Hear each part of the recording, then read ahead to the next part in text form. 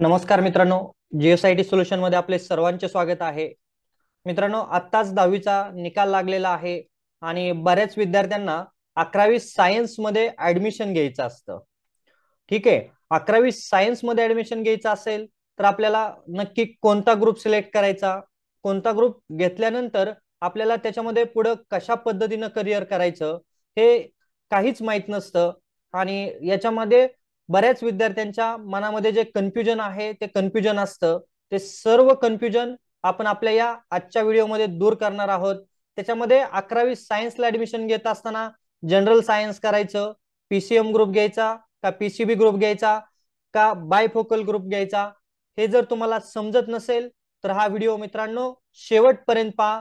म्हणजे तुम्हाला 11वी मध्ये ऍडमिशन घेताना तुम्हाला एक्झॅक्ट कोणता ग्रुप घ्यायचा आणि त्याच्यामध्ये तुम्ही कशा पद्धतीनं तुमचं पुढे करिअर करू शकता याबाबत सविस्तर माहिती तुम्हाला या व्हिडिओमध्ये मिळणार आहे.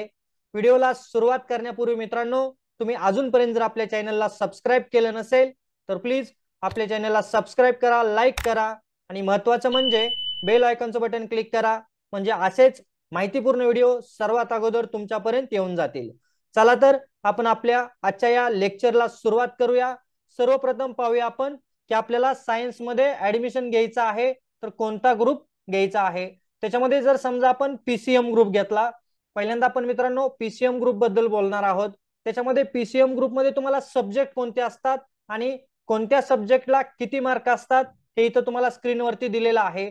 ज्या वेळेला आपण पीसीएम ग्रुप सिलेक्ट करतो त्यावेळेला आपल्याला फिजिक्स, केमिस्ट्री आणि मॅथ्स हे जे 3 सब्जेक्ट आहे हे 3 सब्जेक्ट त्याच्यामध्ये असतात, म्हणून त्याला काय म्हटलं जातं, पीसीएम ग्रुप असं म्हटलं जातं.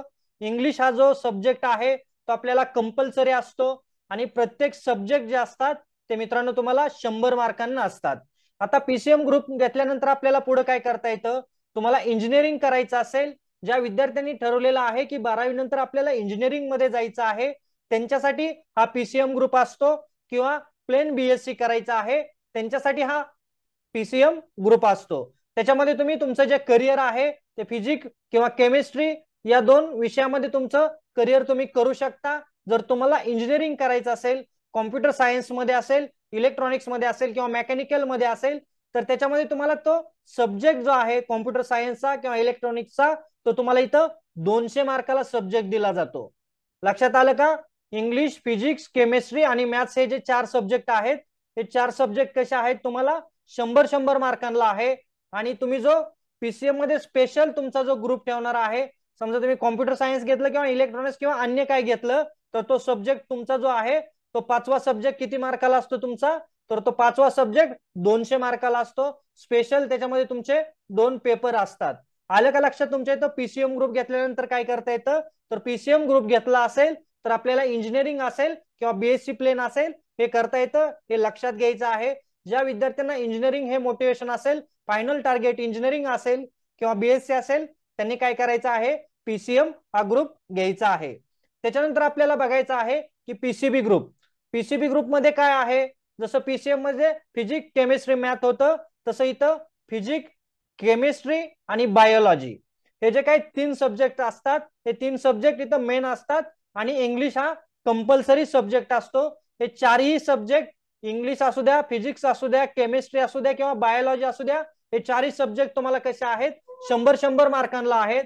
आणि त्याच्यानंतरचा जो आपला 5वा सब्जेक्ट असणार आहे त्याच्यामध्ये मग तुम्ही क्रॉप सायन्स घेऊ शकता, फिशरी करू शकता, डेअरी सायन्स करू शकता. असे जे काय ऍग्री रिलेटेड सब्जेक्ट आहेत ते सब्जेक्ट किंवा मेडिकल रिलेटेड जे सब्जेक्ट आहेत ते सब्जेक्ट किती मार्काला असतात, 200 मार्काला असतात. तिथं लक्षात घ्यायचं आहे.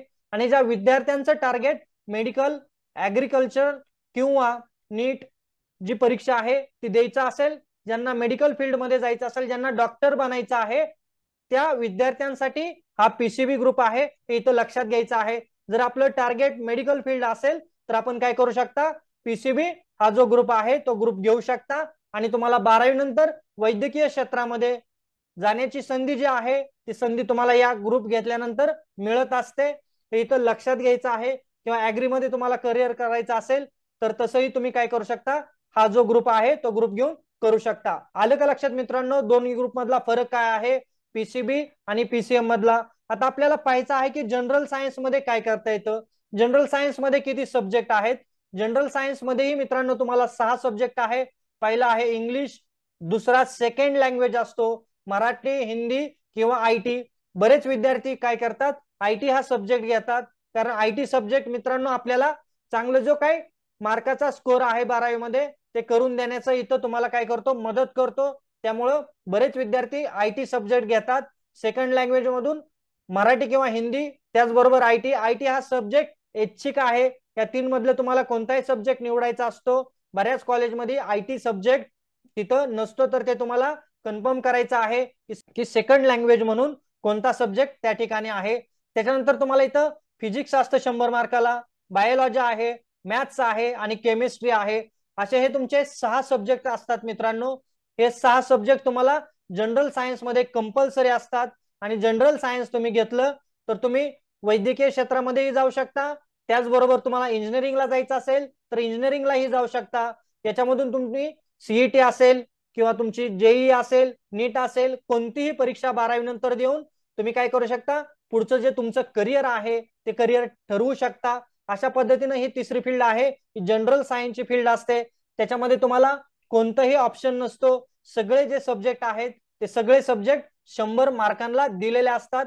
तर मित्रांनो आलं का लक्षात तुमच्या तिन्हीमध्ये काय फरक आहे, तो पीसीएम, पीसीबी आणि त्याच्यानंतर जनरल सायन्स जे आहे, हे जनरल सायन्स मध्ये कशा पद्धतीने आपल्याला सब्जेक्ट मिळत असतात. आणि आता तुमच्या लक्षात आलं असेल की आपल्याला कशा पद्धतीनं ऍडमिशन 11वी मध्ये घ्यायचं आहे. 11वीला ऍडमिशन घेत असताना आपल्याला कोणता ग्रुप सिलेक्ट करायचा आहे ते तुमच्या निश्चितच लक्षात आलं असेल. मित्रांनो तुम्हाला असेच माहितीपूर्ण व्हिडिओ सोप्या भाषेमध्ये पाहिजे असतील किंवा अन्य अजून कोणत्याही फील्ड बद्दल तुम्हाला माहिती आवश्यक असल्यास तुम्ही मला या व्हिडिओच्या कमेंट बॉक्समध्ये सांगा.